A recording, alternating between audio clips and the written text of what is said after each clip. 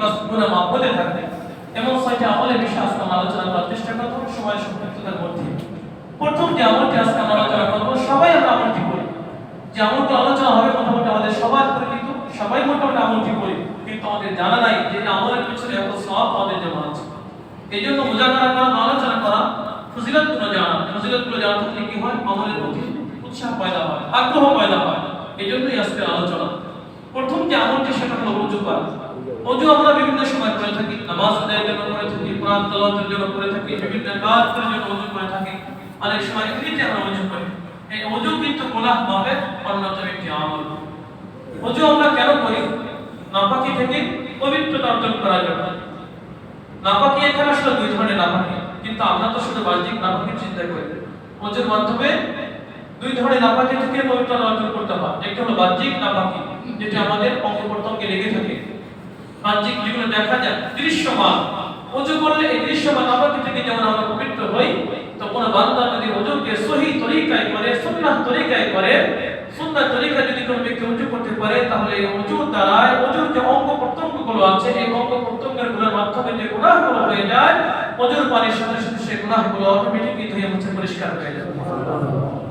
মুসলিম শরীফের হাদিস 244 নম্বর হাদিসের মধ্যে আছে, আল্লাহ রাসূল সাল্লাল্লাহু আলাইহি ওয়াসাল্লাম বলেছেন, ইদা তাওয়াসসাল আব্দুল মুমিন আওয়াল মুসলিম, যখন কোন মুমিন বান্দা ওযু করে, তখন ওযু করে, ফাগাসালা ওয়াজহাহু, চেহারা ধৌত করে, খরাজা মিন ওয়াজহিহি কুল্লু খাতিআ নাযরা ইলাইহা বিআইনাইহি মা'আল মা ওয়া আমাকিন ফাতিল মা। যখন ওই বান্দা তার চেহারা ধৌত করে, চেহারা ধৌত করার সাথে সাথে চেহারা যখন ধৌত করে, সমস্ত গুনাহ চেহারা থেকে পানির সাথে বের হয়ে যায়। যে গুনাহগুলো সে চোখের দৃষ্টিপাতের মাধ্যমে করেছিল, চোখের দ্বারা যত গুনাহ সে করেছিল, যখন চেহারা ধৌত করে, সমস্ত গুনাহগুলো পানির সাথে বের হয়ে যায়। হাদিসের মধ্যে দুটি শব্দ আছে, মা'আল মা ও মা'আকিল ফাতিল মা, যে পানির সেই বিন্দু পড়া শেষ, গুনাহ পড়া শেষ। পানি পড়ে যাবে, গুনাহ থাকবে, সেটা হতে পারে না। ওযুর পানি ফোঁটা ফোঁটা যে পড়তে থাকে, পানির সেই বিন্দু পড়ার সাথে সাথে গুনাহগুলো তার চেহারা থেকে পড়ে যাবে, গুনাহগুলো তার চেহারা থেকে ধুয়ে মুছে পরিষ্কার হয়ে যাবে। এরপরে আমরা কি করি? হাত বন্ধ করি। আল্লাহ রাসূল বলেন, ফাইদা ওয়াসালা বিয়াদিহি খরাজা মিন ইয়াদিহি কুল্লু খাতিআতিন ওয়া তাশাক্কা ইয়াদাহু আল মা ওয়া আখির ফাতিল মা। এরপর ওই বান্দা যখন তাদের হাত ধৌত করতে থাকে, হাত যখন ধৌত করে, হাত ধোয়ার সাথে সাথে ওই সমস্ত গুনাহগুলো ধুয়ে মুছে পরিষ্কার হয়ে যায়, যে গুনাহগুলো সে হাতের মাধ্যমে করেছিল। ফাইদা ওয়াসালা ইলাইহি খরাজা কুল্লু খাতিআতিন মাশাতাহা রিজালা। এরপরে যখন সে পা ধৌত করে, পায়ের মাধ্যমে যে সমস্ত গুনাহ সে করেছিল, সমস্ত গুনাহগুলো পানির সাথে ধুয়ে মুছে পরিষ্কার হয়ে যায়। হাত্তা খরাজা নাকিয়াম মিনাজ যুনুব। আল্লাহ রাসূল বলেছেন, শেষ পর্যন্ত সে সমস্ত গুনাহ থেকে পবিত্র হয়ে যায়। চোখের গুনাহ থাকে না, হাতের গুনাহ থাকে না, পায়ের গুনাহ থাকে না, সব পরিষ্কার পরিচ্ছন্ন হয়ে যায়। এই ওযু কখন, এই ফজিলত কখন আমরা পাবো?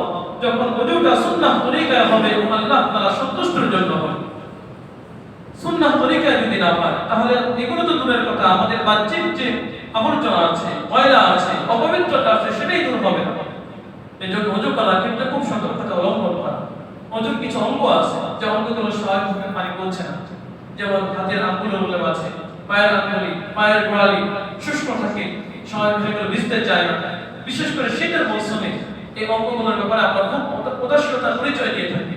শীত হোক বা গ্রীষ্ম, যেটাই হোক না কেন, সব অবস্থায় গুরুত্বের সাথে সুন্নাহ তরিকায় ওযু যদি আমরা করতে পারি, আল্লাহ তাআলা সন্তুষ্টির জন্য যদি করতে পারি, তাহলে আমাদের ওযুর মাধ্যমে শুধু বাহ্যিক নাপাকি দূর হবে না, আবার আমাদের গুনাহের নাপাকি আমাদের থেকে দূর হবে।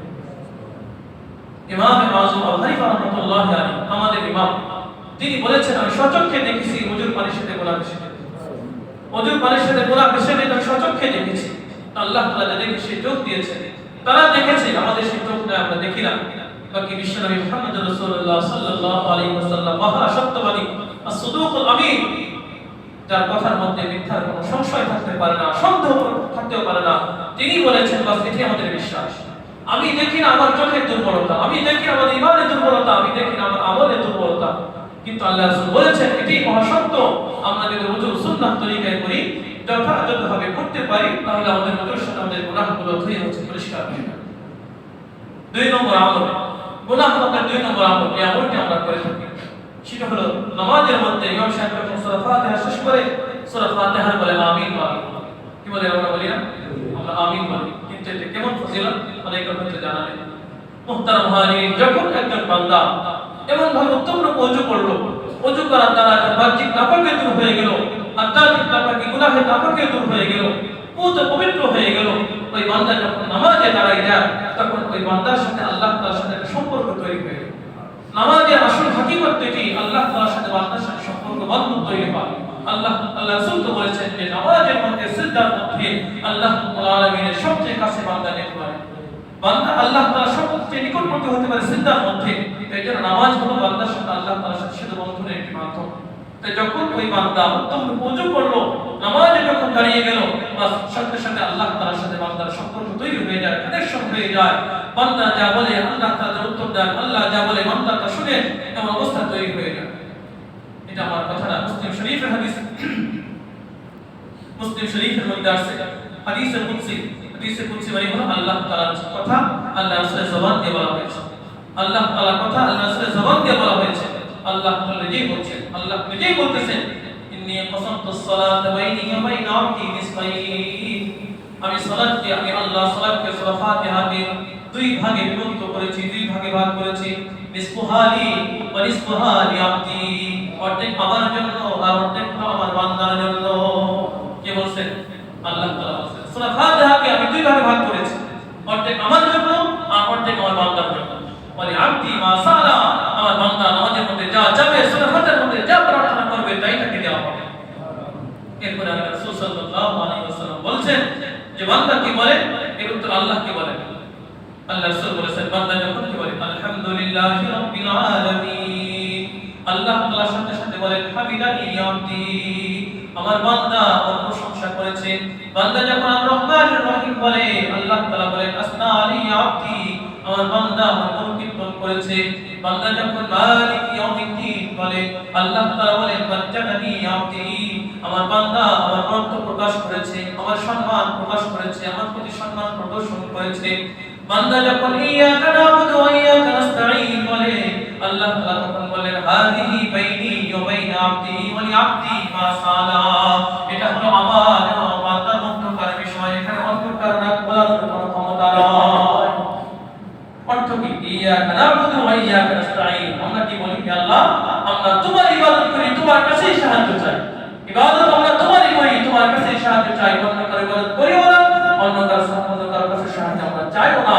এই কথা যখন বান্দা বলে, আল্লাহ তাআলা সাথে সাথে বলেন হাদিহি আবদি বাইনি ওয়া বাইনা আবদি, এটা তো আমার আর বান্দার মধ্যকার বিষয়। আমার বান্দা আমার ইবাদত করবে এটাই স্বাভাবিক, আর আমার বান্দা আমার কাছে যাবে এটাই স্বাভাবিক। আর আমার বান্দা যখন আমার কাছে যাবে, আমার বান্দার সমস্ত চাহিদা পূরণ করে দেবে, এটাও স্বাভাবিক। বান্দা আমার, ইবাদত করবে আমার, চাবে সাহায্য আমার কাছে, আমি আর বান্দাকে সাহায্য করব না, আমি আর বান্দার দাবিগুলো পূরণ করব না, এটা তো হতে পারে না। বান্দা তো আমার, ইবাদত করতেছে আমার, তাহলে তারা কার কাছে যাবে? আমার কাছেই যাবে। আর আমার কাছে চাইলে আমি তো বান্দাকে দিবই। এইজন্য আল্লাহ তাআলা বলেছেন হাদিহি বাইনি ওয়া বাইনা আবদি, চমৎকার শব্দ ব্যবহার করেছেন। তো এটা আমার আর বান্দার মধ্যকার বিষয়, ভিতরকার বিষয়, এখানে অন্য কোনো দাবি দেওয়া, অন্য কোনো ঘোষণা করা চলবে না। এটা আমার আর বান্দার বিষয়। কত সুন্দর শব্দ আল্লাহ তাআলা ব্যবহার করেছেন। এরপর বান্দা যখন ইহদিনাস সিরাতাল মুস্তাকিম থেকে সূরা ফাতিহা শেষ করে, আল্লাহ তাআলা তখন বলেন হাউলাই আবদি ওয়া লিআবদি মা সালা, আমার বান্দা যত দোয়া করলো সমস্ত দোয়া আল্লাহর বান্দার জন্য নির্ধারিত হয়ে গেল। যত দোয়া করবে আমার বান্দাকে সব কিছু দেওয়া হবে। যখন এটা বলা হয় সাথে সাথে ফেরেশতারা কি বলে আমিন বলে। শেষ কথাটা তো আল্লাহ তাআলা হাউলাই আবদি, এই যত কিছু আমার বান্দা আমাদের সূরা ফাতিহার মধ্যে চাইবে, আল্লাহ বলতেছেন সব তো বান্দার জন্য আছে, সাথে সাথে আরো যা চাবে সেগুলো আমার বান্দাকে দেওয়া হবে। যখন আল্লাহ তাআলা কি বলেন, তখন ফেরেশতারা কি বলে আমিন। সাথে সাথে আমরা যারা আছি আমরাও কি বলি আমিন বলি। এই ফেরেশতাদের আমিন, ইমাম সাহেবের আমিন, মুসল্লিদের আমিন, এই আমিনের মধ্যে সংযুক্তি যদি তৈরি হয়ে যায়, আমিনের মধ্যে ফেরেশতাদের আমিনের সাথে যদি মিল তৈরি হয়ে যায়, বাস যার আমিন ফেরেশতাদের আমিনের সাথে মিলে যাবে, আল্লাহ রাব্বুল আলামিন তার মুসলিমের গুনাহগুলো মাফ করে দিবেন। বুখারী শরীফের 7796 হাদিসের মধ্যে কথাই আল্লাহ রাসূল বলেছেন إذا قال الإمام غير المغضوب عليهم ولا الضالين فقولوا آمين। ইমাম সাহেব যখন নামাজের মধ্যে গায়রিল মাগদুবি আলাইহিম ওয়ালা দ্দালিন বলবে, তোমরা আমিন বলো। কেন? কারণ কি ফাইন্নাল মালাইকাতা তাকুলু আমিন, কারণ তখন ফেরেশতারা আমিন বলে, ওয়া ইন্নাল ইমামা ইয়াকুলু আমিন, ইমাম সাহেব আমিন বলে, ফামান ওয়াফাকা তামিনুহু তামিনাল মালাইকা, যারা আমিন ফেরেশতার আমিনের সাথে মিলে যাবে, গুফিরা লাহু মা তাকাদ্দামা মিন যামবি, তার অতীতের সমস্ত গুনাহগুলো মাফ করে দেওয়া হবে। আমল সহজ, সবাই করি, ফজিলত অনেক বেশি, ফজিলত অনেক বেশি। তাকে সামগ্রিকভাবে সামগ্রিকভাবে আমাদের ইবাদত, আমরা নামাজ পড়ি, নামাজের সাথে ওজুর একটা সম্পর্ক আছে। ওজু যদি আমাদের ওই মাপের হয়, যে ওজু দ্বারা আমাদের বাহ্যিক নাপাকির সাথে সাথে গুনাহের নাপাকের দূর হয়ে যায়, ওই ওজু যদি আমাদের হয়ে যায়, আমাদের যখন দাঁড়াবো সূরা ফাতিহা যখন তেলাওয়াত করব, আল্লাহ তাআলা তখন আমাদের ফাতিহার উত্তর দিবেন। এই অবস্থা যখন তৈরি হয়ে যায়, এই বান্দা যে দোয়াগুলো করলো সূরা ফাতিহার মধ্যে, আল্লাহ রাব্বুল আলামিন বান্দার সমস্ত দোয়াগুলো কবুল করে নেন। সাথে সাথে এই নামাজ, এই সূরা ফাতিহা, আল্লাহ তাআলা এমন উত্তর, এই দুজনের কথোপকথনের পরে যে আমিন আসে, সে আমিন ফেরেশতাদের সাথে মিলে যাবে, তখন শুধু দোয়াই কবুল হবে না, সূরা ফাতিহার মধ্যে বান্দা যা চেয়েছে সেটাই কবুল হবে না, কারণ তার অতীতের গুনাহগুলো আল্লাহ তাআলা মাফ করে দেন। এজন্য মুহতারাম, আমল সহজ, সবাই করি, কিন্তু ফজিলত অনেক বেশি। অনেক সময় জানা থাকে না, যেন আগ্রহ হয় না। এই জন্য আমলটি আমরা সবাই করার চেষ্টা করব। সূরা ফাতিহা যখন শেষ হবে, সবাই আমরা আমিন বলব। 3 নম্বর আমল, এটাও সহজ, এটা আমরা সবাই করে থাকি, এটাও আমাদের মধ্যে। ইমাম সাহেব যখন সামি আল্লাহু লিমান হামিদা বলে, আমরা তখন কি বলি? রব্বানা লাকাল হামদ। ফজিলত, একই ফজিলত। আল্লাহ রাসূল হাদিসের মধ্যে বলেছেন, হাদিসের স্পষ্ট কথা, إذا قال الإمام سمع الله لمن حمده، যখন ইমাম সাহেব সামি আল্লাহু লিমান হামিদা বলে, ফাকুলু আল্লাহুম্মা রাব্বানা লাকাল হামদ, তখন তোমরা রাব্বানা লাকাল হামদ বলো। কারণ কেন বলবে? ফাইন্নাহু মাইমান ওয়াফাক কওলুহু কওলাল মালাইকা, যার রাব্বানা লাকাল হামদ এই কথাটি ফেরেশতার রাব্বানা লাকাল হামদের সাথে মিলে যাবে, গুফিরা লাহু মা তাকাদ্দামা মিন যামবি, আল্লাহ তাআলা তার গুনাহ মাফ করে দিবেন। হামিদা সামি আল্লাহু লিমান হামিদা বলে রাব্বানা লাকাল হামদ বলি, কারণ কি? অর্থটা একটু বোঝার চেষ্টা করি। ইমাম সাহেব বলেন সামি আল্লাহু লিমান হামিদা, অর্থ কি? অর্থ কি? অর্থ যদি আমরা বুঝি, তখন আমরাই বুঝবো যে আমাদের কি করণীয়। এই সামি আল্লাহু লিমান হামিদা অর্থ হচ্ছে আল্লাহ তাআলা শুনেন, যে তার প্রশংসা করে, যে প্রশংসা করে আল্লাহ তাআলা তার প্রশংসা শুনেন। যখন হোক, যে অবস্থায় হোক, কোন বান্দা যদি আল্লাহর প্রশংসা করে, সাথে সাথে আল্লাহ তাআলা তার প্রশংসা শুনেন। তো এই কথা, এই সুসংবাদ যদি কোনো ব্যক্তি শুনে কি মুমিন কি চুপ থাকতে পারে? কি বলেন? আমি প্রশংসা যদি করি, আল্লাহ তাআলা সাথে সাথে শুনেন। আপনি যদি করেন, আপনারটাও শুনে, আরেকজন যদি করে তারটাও শুনে। বাস যখন সেই কথা ঘোষণা দিলেন যে যে ব্যক্তি আল্লাহর প্রশংসা করে, আল্লাহ তার কথাই শুনে, এই সুসংবাদ শোনার পরে তো মুমিন চুপ থাকতে পারে না। এইজন্য মুমিন সাথে সাথে বলে, রব্বানা লাকাল হামদ, হে আমাদের প্রতিপালক, সকল প্রশংসা তোমার জন্য। ফেরেশতারাও তখন চুপ থাকে না, সাথে সাথে বলে, রব্বানা লাকাল হামদ, হে আল্লাহ সকল প্রশংসা তোমার জন্য। কারণ প্রশংসা করলেই তো তুমি শুনতেছো, এইজন্য আমি তো চুপ থাকতে পারি না, বাস এইজন্য তোমার প্রশংসা করলাম। যখন ফেরেশতারা বলে রব্বানা লাকাল হামদ, তো ফেরেশতাদের সাথে যা আমল মিলে যাবে, আল্লাহ রাব্বুল আলামিন তার অতীতের গুনাহকে মাফ করে দেবেন। আমল সহজ, সবাই আমরা করি, কিন্তু ফজিলত আমাদের জানা ছিল না, এইজন্য আলোচনা করা হলো। 4 নম্বর আমল, বালা মুসিবতের ধৈর্য ধারণ করা। এটাও আমাদের জীবনের সাথে জড়িত, চাই বা না চাই। মানুষের জীবনে, জীবন চলার পথে বালা মুসিবত কম হোক বেশি হোক, মানুষের জীবনে আসবে। এটাই স্বাভাবিক, এটাই দুনিয়ার নিজাম। কিন্তু আমাদের জীবনে আগত এই বালা মুসিবত যে আমাদের জন্য গুনাহ মাপের কারণ হতে পারে, এটা হয়তো অনেকে আমরা জানি না। এই গুনাহ মাপের যে সিস্টেম বা পদ্ধতি বা তরিকা, সেই পদ্ধতিতে আমরা হাঁটতে চাই না। বালা মুসিবত সবার জীবনে আসে, আল্লাহ তাআলা বালা মুসিবত সবার জীবনে দেন। কখনো আপনজন হারানোর মাধ্যমে, কখনো সম্পদ নষ্ট করার মাধ্যমে, কখনো রোগ ব্যাধি বা অন্য কোনো মুসিবতের মাধ্যমে বালা মুসিবত, বিপদ আপদ আমাদের জীবনে আসে। কিন্তু মুমিন বান্দা যারা তারা কিন্তু এই বিপদ আসলে হাই হতাশ করে না, পেরেশান হয় না, অস্থির হয়ে যায় না। তাদের পদ্ধতি কি হয়? তারা আল্লাহ তাআলার প্রতি তখনও ভরসা রাখে, আল্লাহ তাআলার ফয়সালা অনুযায়ী তারা তখনও রাজি থাকে, যেমন আগে রাজি ছিল। এমন কোন বান্দা যদি হয়ে যায়, এমন কোন বান্দা যদি হয়, এমন আমল যদি কোনো ব্যক্তি করতে পারে, আল্লাহ তাআলা যে বালা মুসিবত দেন, খুব না সে ছোট বালা মুসিবত, কিন্তু আল্লাহ তাআলার এই ফয়সালার উপর যদি রাগে খুশি থাকে, কোনো অভিযোগ না করে, তুহমত না দেয়, অসন্তুষ্ট প্রকাশ না করে, পেরেশান হয়ে না যায়, আল্লাহ রাসূল সাল্লাল্লাহু আলাইহি ওয়াসাল্লাম বলেছেন, মুমিনের জীবনে ছোট থেকে ছোট এমনকি যদি শরীরে কোনো কাঁটাবিদ্ধ হয় তারপরেও যদি সে সবর করে ধৈর্য ধারণ করে আল্লাহ রাব্বুল আলামিন এই ছোট্ট বালা মুসিবতের মাধ্যমে তার গুনাহকে মাফ করে দেন। যদি কাঁটাবিদ্ধ হয়, সামান্য কাঁটার খোঁচা লাগে, তো এর কারণেও আল্লাহ তাআলা তার গুনাহকে মাফ করে দেন।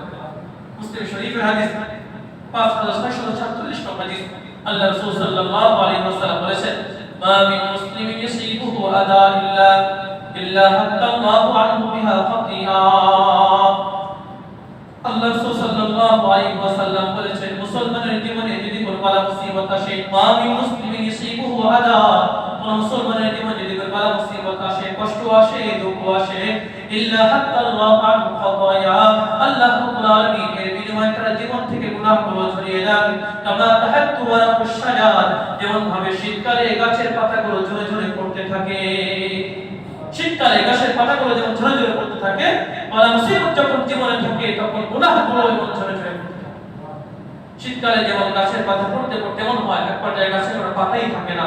তো ও মুমিন বান্দা বালা মুসিবতের মধ্যে যদি আল্লাহর প্রতি রাজি খুশি থাকে, এক পর্যায়ে এমন হয় তার জীবনে কোনো গুনাহই থাকে না, সমস্ত গুনাহগুলো ধুয়ে মুছে পরিষ্কার হয়ে যায়। বাকি শর্ত হলো আল্লাহ তাআলার ফয়সালার উপর সন্তুষ্ট থাকতে হবে। অভিযোগ করা যাবে না আল্লাহ শুধু আমাকেই রাখে, নামাজ পড়ি, রোজা করি, এটা করি, সেটা করি, আর ইবাদত বন্দেগী করি, আর বালা মুসিবত সব আমার উপরই আসে, অমুক এটা করে সেটা করে কিছুই করে না, কিন্তু কত সুখে আছে, এমন অভিযোগ করা যাবে না। কারণ বালা মুসিবত আল্লাহ তাআলা দুই কারণে দেন, একটা হলো মর্যাদা বৃদ্ধি করার জন্য, আর একটা হলো শাস্তি প্রদানের জন্য। তো যে ব্যক্তি আল্লাহ তাআলা বিধান রাসূলের সুন্নাহর মধ্যে নাই, ইসলাম ও শরীয়তের উপর পূর্ণাঙ্গ হবে নাই, তার জীবনে যে বালা মুসিবত আসে হয়তো তাকে সতর্ক করার জন্য অথবা শাস্তি দেওয়ার জন্য। কিন্তু যে ব্যক্তি আল্লাহ তাআলার বিধানের উপর আছে, রাসূলের সুন্নাহ তরিকা আছে, ইসলামের উপর আছে, ওই ব্যক্তির বালা মুসিবত কখনো তাকে শাস্তি দেওয়ার জন্য দেওয়া হয় না, বরং তার মর্যাদাকে বৃদ্ধি করার জন্য, তার গুনাহকে মাফ করে তার মর্যাদাকে আল্লাহ তাআলার কাছে সমুন্নত করার জন্য আল্লাহ তাআলা বিপদ দিয়ে থাকেন। হাদিসে বলা আছে অনেক সময় আল্লাহ তাআলা তার কোনো বান্দাকে আপন করতে চান, উচ্চ মর্যাদায় দিতে চান, কিন্তু বান্দার এমন আমল নাই যে আমলের মাধ্যমে সে যে উঠতে পারবে। তখন আল্লাহ তাআলা কি করেন? তখন আল্লাহ তাআলা বান্দাকে কিছু বিপদ দেন, বালা মুসিবত দেন। ওই বালা মুসিবতের জন্য তখন সবর করে, এই সবর করার কারণে আল্লাহ তাআলা তাকে সে মঞ্জিল মকসদে পৌঁছে দেন। এইজন্য মুহতারাম হাজিরিন, বালা মুসিবত মুমিনের জন্য ক্ষতিকারক নয়, বালা মুসিবত মুমিনের জন্য কোনো ধ্বংসাত্মক নয়। বালা মুসিবত এটা মুমিনের জীবনে আসে আল্লাহ তাআলা সন্তুষ্টের জন্য আসে না, আল্লাহ তাআলা সন্তুষ্ট আছেন এই প্রমাণের জন্যই মুমিনের জীবনে বালা মুসিবত আসে। এইজন্য মুহতারাম হাজিরিন, সবর যদি আমি করি তাহলে বালা মুসিবত আমার জন্য গুনাহের কারণ হবে। কেমন গুনাহের কারণ? মুসনাদ আহমদ হাম্বলের 17118 নম্বর হাদিসের মধ্যে আছে, আল্লাহ তাআলা বলেন, হাদিসে কুদসি আল্লাহ নিজেই বলেন, ইন্নী তাবতালাইতু আবদাম মিন ইবাদি মুমিনা, যখন আমি আমার কোন বান্দাকে বিপদে ফেলি, রোগাক্রান্ত করে অসুস্থতা দেই, ফাহামিদানি আলা তালাইতুহু, এরপর আমার বান্দা ওই রোগাক্রান্ত হয়েও অসুস্থ হয়েও আমার প্রশংসা করে, আমার প্রতি অভিযোগ করে না, পেরেশান হয় না, অস্থির হয় না, গালিগালাজ করে না, অস্থির হয়ে যায় না, আমার ফয়সালার প্রতি রাজি ও খুশি থাকে। আল্লাহ রাসূল বলেছেন, আল্লাহ তাআলা মানে আল্লাহ রাসূল জবাব দিয়ে বলেছেন, ফাইন্নাহু ইয়াকুমু বিমাতঈহি যালিকা ইয়াউমিন ওয়ালাদাতহু উম্মুহু, আমার ওই বান্দা এই রোগের বিছানা থেকে এমন নিষ্পাপ মাসুম হয়ে উঠে আসে যেমন ভাবে তার মা নিষ্পাপ মাসুম অবস্থায় দুনিয়ার বুকে প্রসব করেছিল। দুনিয়ার বুকে তার মা যেদিন তাকে প্রসব করেছিল সেদিন যে নিষ্পাপ মাসুম ছিল, আমার ওই বান্দা ওই রোগাক্রান্ত বিছানা থেকে, বিপদের সেই বিছানা থেকে এমন ভাবে উঠে আসে যেমন তার কোনো গুনাহ নেই, সমস্ত গুনাহগুলো আল্লাহ তাকে মাফ করে দেন। শুধু তাই না, তার ফেরেশতাদেরকে ডাক দিয়ে বলি, আনা তাইয়াতু আবদি, আমার ফেরেশতারা শুনে রাখো, আমি আমার বান্দাকে আমল করা থেকে বাধা দিয়েছি, অবতালাইতুহু, আমি তাকে বিপদ দিয়েছি, আমি তাকে অসুস্থ দিয়েছি, আমি তাকে অক্ষম করে দিয়েছি, এজন্য সে আমল করতে পারে নাই।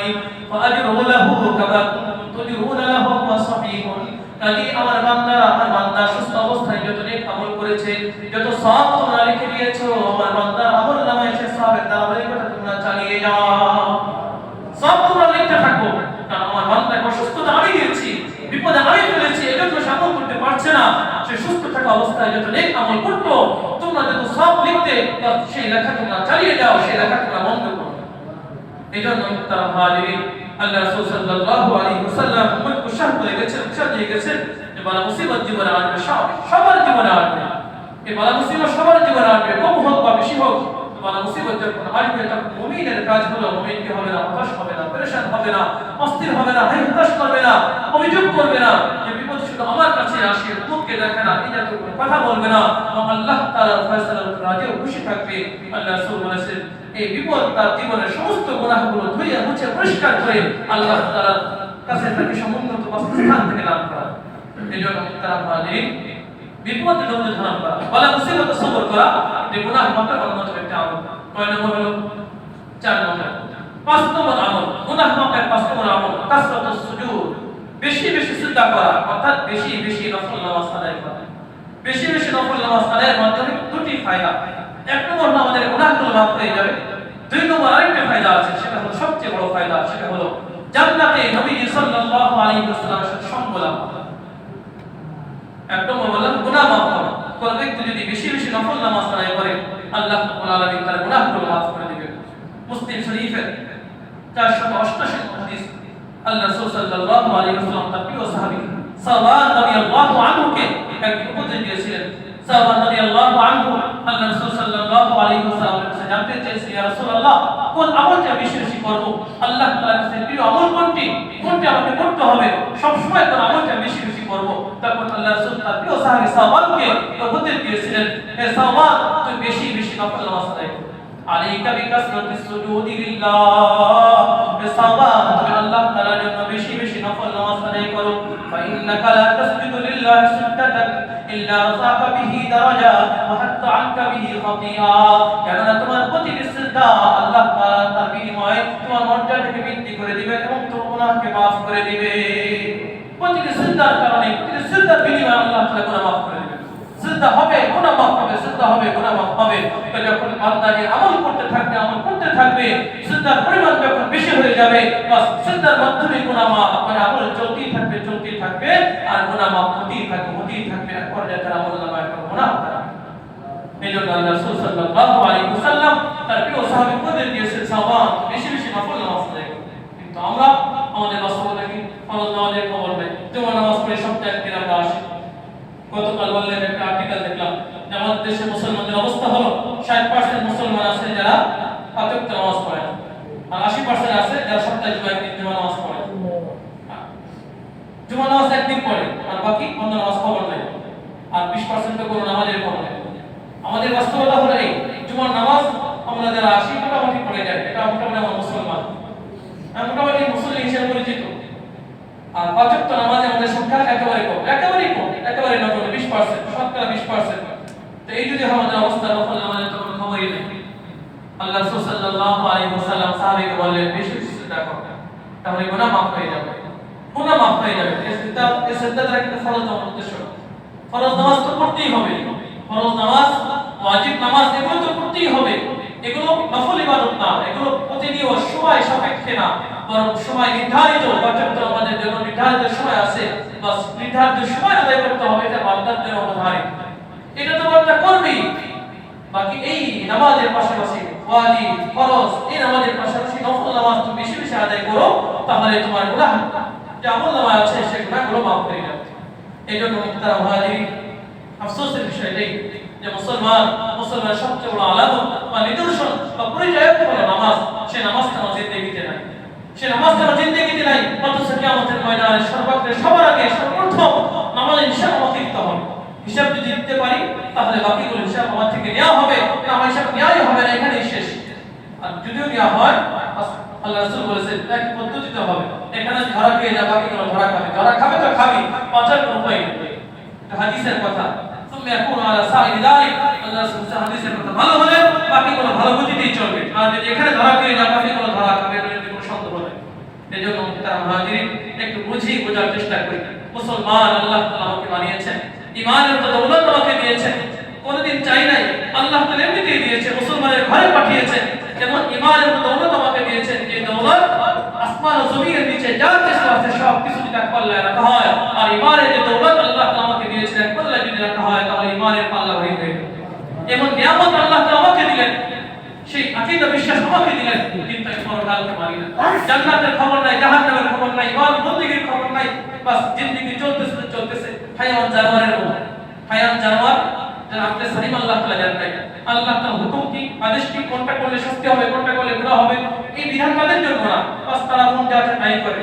আমরা মানুষ আল্লাহ তাআলা দিয়েছেন হায়াওয়ান না আকল, বুদ্ধিমান, বুদ্ধি দিয়েছেন, আকল দিয়েছেন, সবকিছু দিয়েছেন, কিন্তু আমাদের চাল চলন, আমাদের চলাফেরা, আমাদের জীবন চলার সিস্টেম পদ্ধতি একেবারে হুবহু ওই সমস্ত হায়াওয়ান জানোয়ারের মতো।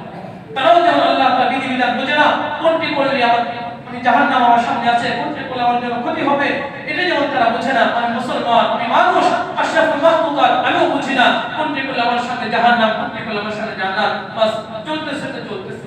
এজন্য মুহতারাম হাজিরিন, বুঝি বুঝার চেষ্টা করি, সময় থাকবে না, সময় চলে যাচ্ছে, চলেই যাবে, সময় তার গতিতে চলতেছে। আপনার হায়াত আল্লাহ তাআলা দিয়েছেন বড় নিয়ামত, মনে করবেন না হায়াত এভাবেই থাকে। আজকে যারা বৃদ্ধ অবস্থায় বাসায় শুয়ে আছে, তাদের কাছে একটু জিজ্ঞাসা করেন, ভাই দুনিয়ার হাকিকত কি বুঝলেন? 70 বছর হায়াত তো পেয়েছেন, 80 বছর 90 বছর হায়াত পেয়েছেন, দুনিয়া কি? সে বলে এই তো চোখের পলকে শেষ হয়ে গেল, চোখের পলকে শেষ হয়ে গেল, আর শেষ হতে বাকি কতটুকু আছে? যে কোন মুহূর্তে দুনিয়া থেকে চলে যেতে হবে। আপনার আমার অবস্থা এটাই, ভিন্ন কিছুই না। যারা দুনিয়ায় ছিলেন আমাদের থেকে অনেক ভালো ছিলেন, অনেকে আছেন ভালো ছিলেন, কিন্তু শেষ পরিণতি এটাই হয়েছে। আমরা যারা আছে আমাদের শেষ পরিণতি এটাই হবে, ভবিষ্যতে যারা আসবে তাদের পরিণতি সেটাই হবে। কিন্তু সফল কাম তো তারা, সফল কাম তো তারা যারা দুনিয়ার এই সংক্ষিপ্ত জীবনে এসেও আল্লাহকে ভুলে যান নাই, কিয়ামতকে ভুলে যান নাই, পরকালকে ভুলে যান নাই, হালাল হারামকে বুঝে বুঝে চলেছেন, কষ্ট হলেও আল্লাহর বিধান মেনে চলেছেন, বাস তারাই সফল কাম। দুনিয়াও সফল কাম, আখিরাতেও সফল কাম। কিয়ামতের ময়দানে তারা হাসতে হাসতে জান্নাতে যাবে, আর আমরা যারা আজকে হাসতেছি, আনন্দের মুক্তিতে আছি, সেদিন আমাদের কান্নার কোনো শেষ থাকবে না। কান্না কেমন হবে? কান্না করতে করতে চোখের পানি তো শেষ হবে, চোখ পানি পরিবর্তে রক্ত বের হতে থাকবে, তবুও সেদিন কান্না শেষ হবে, কিন্তু কোনো লাভ হবে না, কোনো লাভ হবে না। সে চিৎকার করে বান্দারা বলবে, আল্লাহ আরেকটা বার পাঠাও, আরেকটা বার পাঠাও, আরেকবার তুমি একটু যাও, বাস আর কোনো কুরবানি করব না। আল্লাহ বলবেন, কাল্লা, কখনো না, যা তোমাকে দিয়েছিলাম এটাই তোমার জন্য যথেষ্ট। এটা তো বলার কথা তুমি বলতেছো, কিন্তু তোমাকে যে সুযোগ আমি দিয়েছিলাম, সেই সুযোগ তুমি যদি কাজে লাগাতে, তাহলে আজকেও তুমি সফল কামদের কাতারে তুমি থাকতে, কিন্তু তুমি তো কাজে লাগাও নাই, বাস সেই সুযোগ তোমাকে আর দেওয়া হবে না। এজন্য মুহতারাম হাজিরিন, সেই কান্নার আগে, সেই বালা মুসিবতের সম্মুখীন হওয়ার আগে একটু বুঝার চেষ্টা করি, হায়াত থাকবে না, থাকবে না, থাকবে না। যারা অসুস্থতার কারণে বুঝতে আসতে পারে নাই, একটু তাদের কাছে গিয়ে জিজ্ঞাসা করেন, দুনিয়ার আনন্দ ফুর্তি, দুনিয়ার সুখ শান্তি কতটুকু ভোগ করলেন, আর কি চান, কতটুকু কি বুঝলেন, তাকে একটু জিজ্ঞাসা করেন। যদি জ্ঞানী হয়, তখন সে বলবে এটা স্বপ্নের মতো সব শেষ হয়ে গেল, স্বপ্নের মতো সব শেষ হয়ে গেল। আপনাকে আল্লাহ আকল দিয়েছেন, আপনাকে যে প্রশ্ন করেন, হ্যাঁ ছোটবেলায় লেখটা হয়ে লাগতো, অনুভবে হাঁটতেন, পেট লাগতো না, জামা লাগতো না, কিছুই লাগতো না, লেখটা হয়ে যে খেলাধুলা করেছেন, বাল্য বন্ধুরা যারা ছিল তাদের সাথে খেলাধুলা করেছেন, কোথায় কি করেছেন, এখন একটু চিন্তা করে সব চোখের সামনে আসে। তখন মুখে দাঁড়িয়ে ছিল না, কিছুই ছিল না, বিবাহ সাথেও করেন না, এটা সব কিছু হয়ে গেছে। এখন কি মনে হয় সব স্বপ্নের মতো কিভাবে হয়ে গেল, সব তো চোখের পলকের মতো হয়ে গেল। মুক্তার হালিন দুনিয়ার বাস্তবতা, দুনিয়ার বাস্তবতা এমনই, এগুলো কিছুই থাকবে না, থাকবে শুধু আমল। আপনি যতটুকু আমল করতে পারবেন, আমল আপনার সাথে থাকবে, আমল আপনাকে হয়তো জান্নাতে নিয়ে যাবে অথবা জাহান্নামে নিয়ে যাবে। আমল আপনার পথ ছাড়বে না, ছেলে সন্তান, পরিবার এগুলো কেউ আপনার সাথে থাকবে। আল্লাহ রাসূল হাদিসের মধ্যে বলে দিয়েছেন, যখন বান্দা ইন্তেকাল হয় সব বন্ধ হয়ে যায়, সব বন্ধ হয়ে যায়, কেউ তাকে অনুসরণ করে না, কিন্তু তিনটি বস্তু অনুসরণ করে, এর মধ্যে দুটি চলে আসে, একটা তার সাথে থাকে, আর যে আমল যেটার সাথে থাকে সেটা তার আমল। এজন্য মুহতারাম হাজিরিন, আল্লাহ তাআলাকে জ্ঞান দিয়েছেন, বুদ্ধি দিয়েছেন, সুস্থতা নিয়ামত দিয়েছেন, বোঝার চেষ্টা করি, শরীয়তের মানদণ্ডের মধ্যে চলে আসি। নাম কষ্ট মুসলমান কোনো লাভ নাই। আল্লাহ তাআলা নিজেই তো কোরআনের মধ্যে বলেছেন, উদখুলু ফিস সিলমি কাফা, হে দুনিয়ার মুসলমানরা, ইসলামে যদি আসতে চাও, প্রবেশ করতে চাও, পরিপূর্ণভাবেই করো। আমার একটা ফরজ পালন করলে আরেকটা করলে না, ফরজ আদায় করলে তো ওয়াজিব ছেড়ে দিলে তো ফরজ করলে, এমন ইসলাম আল্লাহ তাআলার কাছে কোনো দাম নাই। এই ইসলাম আমাকে জাহান্নাম থেকে বাঁচাতে পারবে না। মুক্তি তো পাবো যেহেতু আল্লাহকে বিশ্বাস করেছি, কিন্তু কতদিন পরে সেটা আল্লাহ তাআলাই বলে যাবে। অপরাধের শাস্তি ভোগ করার পরে, জাহান্নামে পুড়ে কয়লা হওয়ার পরে, এরপরে জান্নাতে আমরা যেতে পারবো। কিন্তু যদি আমরা পরিপূর্ণ ইসলামে আসি, পরিপূর্ণ মুসলমান হতে পারি, আল্লাহর বান্দা রাসূলের উম্মত হতে পারি, তাহলে আমাদের ঠিকানা একেবারে সহজ। চোখের দুটি পলক বন্ধ হবে, বন্ধ হতে দেরি জান্নাতের দরজা আপনার জন্য খুলে যেতে দেরি হবে। এজন্য তারা মুহাজিরিন বোঝার চেষ্টা করি। যে কথা বলতেছিলাম, আল্লাহ রাসূল সাহাবীকে বললেন, তুমি বেশি বেশি নফল নামাজ আদায় করো, তাহলে আল্লাহ তোমার গুনাহকে মাফ করে দিবেন, তোমার মর্যাদাকে বৃদ্ধি করে দিবেন। বেশি বেশি নফল নামাজের আরেকটি ফায়দার কথা বলছিলাম, জান্নাতে নবীজির সাথে থাকা যাবে, জান্নাতে নবীজির সাথে থাকার সুযোগ আল্লাহ তাআলা তাদেরকে দান করবেন। কি বলেন? কেমন চাওয়া, হ্যাঁ কেমন পাওয়া, দুনিয়ার সবচেয়ে বড় পাওয়া আল্লাহ রাসূলের সাথে জান্নাতে থাকা, এর চেয়ে বড় পাওয়া আর কিছুই হতে পারে না। এজন্য আল্লাহ রাসূলের সমস্ত সাহাবীদের চাওয়া এটাই ছিল যে আমরা যেন জান্নাতে আল্লাহ রাসূলের সাথে থাকতে পারি, আল্লাহ রাসূলের সাথে যেন জান্নাতে থাকতে পারি। এটা অনেকটা আমল হলো বেশি বেশি নফল নামাজ আদায় করা। আল্লাহ রাসূলের প্রিয় সাহাবী নবী আসলাম রাদিয়াল্লাহু আনহু একটি ঘটনা হাদিসের মধ্যে আসছে, মুসলিম শরীফের 489 নম্বর হাদিসের মধ্যে আসছে। আল্লাহ রাসূলের প্রিয় সাহাবী মাঝে মাঝে আল্লাহ রাসূলের খেদমত করতেন। তিনি বলতেছেন, কুনতু আবিতু মা রাসূলিল্লাহি সাল্লাল্লাহু আলাইহি ওয়াসাল্লাম, আমি কখনো কখনো রাতের বেলা আল্লাহ রাসূলের সাথে থাকতাম। ফাআতিতুহু বিআসুরিহি ওয়া হাজাতিহি, একদিন আল্লাহ রাসূলের ওযু ও ইস্তিনজার পানির ব্যবস্থা করে দিলাম। ফাকাল লি সাল, আল্লাহ রাসূল খুশি হয়ে গেলেন, খুশি হয়ে বললেন, হে রবিয়া তুমি চাও, তুমি যা চাইবে তাই তোমাকে দেওয়া হবে। কি বলেন, কে বলেন? আল্লাহ রাসূল বলেন, শেষ রাতে তাহাজ্জুদের সময় সাহাবী, ছোট সাহাবী, সে কি করছেন, পানির ব্যবস্থা করে দিয়েছেন। আল্লাহ রাসূল খুশি হয়ে গেছেন, বলছেন রবিয়া তুমি চাও, যা চাও তোমাকে দেওয়া হবে।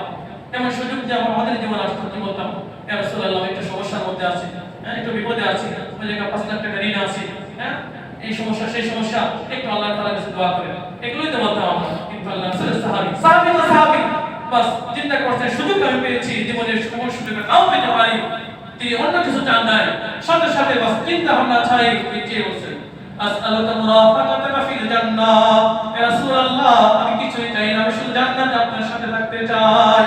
আল্লাহ রাসূল বললেন, আও গায়রু যালিক, হে রবিয়া আর কি চাও? রবিয়া একই কথা বললেন, ওয়াদা ইয়া রাসূলুল্লাহ কিছুই চাই না, এটাই আমি চাই, এটাই আমাকে দিতে হবে।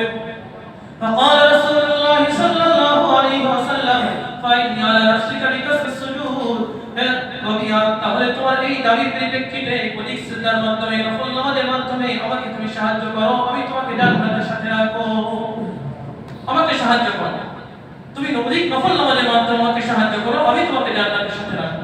মুহতারাম হাজিরিন, সময় সংক্ষিপ্ত, দুটি বিষয়, প্রথম বিষয় হলো আল্লাহ রাসূল কি বলেছেন, ইবাদতের মাধ্যমে আমাকে সাহায্য করো, আমি তোমাকে সাথে রাখবো। ইবাদত করতে হবে বান্দাকে, কোন নবী কোন রাসূল এ পর্যন্ত কোন উম্মতের কথা বলেন নাই তোমার ইবাদত লাগবে না, আমি তোমাকে সাথে জান্নাতে নিয়ে যাব। আমাদের বর্তমানে অনেক বিশ্বাসের কথা বলে যায়, সার্টিফিকেট দিয়ে যায়, বাস জান্নাতে চলে যেতে পারবে, আমার কথা শুনলেই হয়েছে। নবী পর্যন্ত কোনদিন এই কথা কোন উম্মতকে বলেন নাই, বলতে পারেন নাই। এই আবেদনের পরিপ্রেক্ষিতে কি বললেন, তুমি আমাকে নামাজের মাধ্যমে, ইবাদতের মাধ্যমে সাহায্য করো, তাহলে বাস আমি তোমাকে জান্নাতে আনতে পারবো। আর এটা যদি করতে না পারো, ইবাদত তোমার জিন্দেগিতে যদি না থাকে, তাহলে আমার পক্ষে তোমাকে জান্নাতে কাছে রাখা সম্ভব না। এজন্য মুহতারাম হাজিরিন, আল্লাহ রাসূলের প্রিয় সাহাবী বাস দোয়া করলেন, আল্লাহ রাসূল শিখিয়ে দিলেন, এভাবে তুমি যদি ইবাদত করো, অধিক বেশি নফল নামাজ পড়ো, তাহলে জান্নাতে আসতে পারবে। হযরত আব্দুল্লাহ মাসউদ রাদিয়াল্লাহু তাআলা একটি ঘটনা আছে, একই ঘটনা, যে সাহাবীদের সবচেয়ে বড় চাওয়া কি ছিল, সবচেয়ে বড় চাহিদা এটাই ছিল যে জান্নাতে আল্লাহ রাসূলের সাথে থাকা। সহিহ ইবনে হিব্বানের 1970 নম্বর হাদিসের মধ্যে আছে, একদিন আব্দুল্লাহ মাসউদ রাদিয়াল্লাহু আনহু নফল নামাজ পড়তেছিলেন। এই যে বেশি বেশি নফল নামাজ পড়া, এই হাদিসের সাথে ঘটনার সাথে একটা মিল, বেশি বেশি নফল নামাজ পড়তেছিলেন। আল্লাহ রাসূল সেখানে উপস্থিত, সাথে আবু বকর আছেন, হযরত ওমরও আছেন। গিয়ে দেখেন আব্দুল্লাহ মাসউদ নফল নামাজ পড়ছেন। নফল নামাজ শেষ, আব্দুল্লাহ মাসউদ রাদিয়াল্লাহু আনহু আল্লাহ তাআলার কাছে দোয়া করতেছেন। আল্লাহ রাসূল সাল্লাল্লাহু আলাইহি ওয়াসাল্লাম একটু দূরে আছেন, দূর থেকে বলতেছেন, হে আব্দুল্লাহ মাসউদ তুমি যাও, তুমি এখন আল্লাহ তাআলার কাছে যা চাবে তোমাকে তাই যাবে, তুমি এখন যা চাবে তোমাকে তাই দেওয়া হবে। কথাটি আল্লাহ রাসূল আস্তে আস্তে বলেছেন। আব্দুল্লাহ মাসউদের আমলের অবস্থা দেখে আল্লাহ রাসূলের মনে অনেক আবেগ আসছে, বলছেন তুমি যাও, যা তুমি চাবে এখন তোমাকে তাই দেওয়া হবে। এই যে চাওয়া, আল্লাহ রাসূলের সুসংবাদ, হযরত আবু বকর সিদ্দিক রাদিয়াল্লাহু আনহু, হযরত ওমর রাদিয়াল্লাহু আনহুর উপস্থিতিতে হযরত ওমর বলেন, আমি এই সুসংবাদটি ইবনে মাসউদকে দিতে গেছি যে তুমি এই একটু আগে যে দোয়া করলে, এই দোয়ার উপরে আল্লাহ রাসূল বলেছে তুমি এখন যত দোয়া করবে সব দোয়া আল্লাহ কবুল করবে, তুমি কি কি দোয়া করেছো। তো যখন এই কথা বলা হলো, তখন আব্দুল্লাহ মাসউদ রাদিয়াল্লাহু আনহু যতগুলো দোয়া করেছিলেন, এর মধ্যে উল্লেখযোগ্য দোয়াটাও ছিল, আল্লাহুম্মা ইন্নী আসআলুকা ঈমানান লা ইয়ারতাদ ওয়া নাঈমান লা ইয়ানফাদ ওয়া মুরাফাকাতা নাবিয়্যিকা মুহাম্মাদিন সাল্লাল্লাহু আলাইহি ওয়াসাল্লাম ফি আলা জান্নাতিল খুলদ। আল্লাহ তুমি আমাকে ঈমান দান করো, ঈমানের পরে কোনো কুফরি নাই, এমন নিয়ামত দান করো যে নিয়ামত শেষ হয়ে যায় না, আর তোমার নবীর সাথে জান্নাতে আমাকে থাকার ব্যবস্থা করে দাও। তিনটি দোয়া। ঈমান ব্যাপার দিয়েছো, আল্লাহ আমার গুনাহের কারণে আমাকে মুরতাদ বানিয়ে দিও না, যে নিয়ামত আমার জীবনে দিয়েছো আমার গুনাহের কারণে নিয়ামতগুলো ছিনিয়ে দিও না। চমৎকার দোয়া, হ্যাঁ নিয়ামত আল্লাহ তাআলা দেন, আবার আমাদের গুনাহের কারণে নিয়ামত ছিনিয়ে দেন, তেমন যেন না হয়, তেমন নিয়ামত আমাকে দাও যে নিয়ামত কখনো শেষ হয় না। তোমার নবীর সাথে জান্নাতের সূর্য মাকামে আমাকে থাকার সুযোগ দিয়ে দাও। আল্লাহ রাসূল সাল্লাল্লাহু আলাইহি ওয়াসাল্লাম তো একটু আগে বলেছিলেন যা যাবে তাই তোমাকে দেওয়া হবে। বাস হযরত ওমর রাদিয়াল্লাহু আনহু বললেন, বাস আবু বকর সিদ্দিক রাদিয়াল্লাহু আনহু বললেন, তুমি সফলকাম হয়ে গেছো, কারণ তুমি যা চেয়েছো আল্লাহ তাআলা তোমাকে তাই দিবেন। তার মানে হলো কিয়ামতের ময়দানে জান্নাতের রাসূলের সাথে থাকার সুসংবাদ পেয়ে গেছে। এইজন্য এই দোয়াটি আমাদের জন্য আমল। কোন ব্যক্তি যদি করে আল্লাহ তাআলার কাছে আশাবাদী, সেও আল্লাহ রাসূলের সাথে জান্নাত থাকতে পারে। اللهم إنا نسألك إيمانا لا يرتد ونعيما لا ينفد ومرافقة نبيك محمد صلى الله عليه وسلم في أعلى جنة الخلد। এটা হলো 5 নম্বর আমল, গুনাহ মাফের। 6 নম্বর আমল সময় শেষ, সহজে বলে দিচ্ছি, সেটা হলো তাহাজ্জুদের নামাজ, কিয়ামুল লাইল, শেষ রাতে তাহাজ্জুদের নামাজ। তিরমিজি শরীফের 3519 নম্বর হাদিসের মধ্যে আছে আল্লাহ রাসূল সাল্লাল্লাহু আলাইহি ওয়াসাল্লাম বলেছেন, আলাইকুম বিকিয়ামিল লাইল, হে উম্মত তোমরা তাহাজ্জুদের ব্যাপারে যত্নবান হও। কেন? ফাইন্নাহু দা'ওয়াস সালিহিন ক্বাবলাকুম, কারণ এটি নেককারদের অভ্যাস, তোমাদের পূর্ববর্তী যারা নেককার ছিল সবার অভ্যাস ছিল এই আমল। কারণ কি? ফাইন্নাহু হুয়া কুরবাতুন ইলা রাব্বিকুম, কারণ এটা আল্লাহ তাআলা নিকটবর্তী হওয়ার মাধ্যম। তাহাজ্জুদের নামাজের মাধ্যমে বান্দা আল্লাহর নিকটবর্তী হয়। 2 নম্বর ফায়দা মুকাফফিরাতুল লিসাইয়্যা, মাগফিরাতুল লিসাইয়্যা, গুনাহ মাফের মাধ্যম। তাহাজ্জুদের নামাজের মাধ্যমে বান্দার গুনাহগুলো মাফ হতে থাকে। 3 নম্বর ফায়দা আমানহাতুল ইসমি, কোন ব্যক্তি তাহাজ্জুদের নামাজে উপস্থিত হয়ে যায় আল্লাহ রাব্বুল আলামিন তাকে গুনাহ থেকে বাঁচার ব্যবস্থা করে দেন। একটা হলো গুনাহ হয়ে গেছে, সে গুনাহ মাফ হয়ে যাবে, আর একটা হলো ভবিষ্যতে গুনাহ হওয়া থেকেও আল্লাহ তাআলা তাকে বাঁচিয়ে রাখবে। তাহাজ্জুদের ফায়দা এইজন্য মুহতারাম হাজিরিন, ছয়টি আমল, এর মধ্যে কিছু আমল তো আমরা নিয়মিত করি আলহামদুলিল্লাহ, আর কিছু আমল যদি আমরা ইচ্ছা করি তাহলে নিয়মিত শুরু করে দিতে পারি। একটা আমল কি বলেছিলাম, ওযু, এটাও আমরা করি। 2 নম্বর সূরা ফাতিহার পর আমিন, এটাও আমরা বলি। 3 নম্বর সামিআল্লাহু রাব্বানা লাকাল হামদ, এটাও আমরা বলি। 4 নম্বর বলা মুসিবত দূর ধারণ করা, ঠিক কেউ আমরা করি, কেউ আমরা করতে পারি না। 5 নম্বরে অধিক বেশি নফল নামাজ আদায় করা। 6 নম্বরে তাহাজ্জুদের নামাজ আদায় করা। এই 6টি আমল আল্লাহ রাব্বুল আলামিন আমাদের সকলকে বেশি বেশি করে করার তৌফিক দান করেন। আমিন। আলহামদুলিল্লাহ।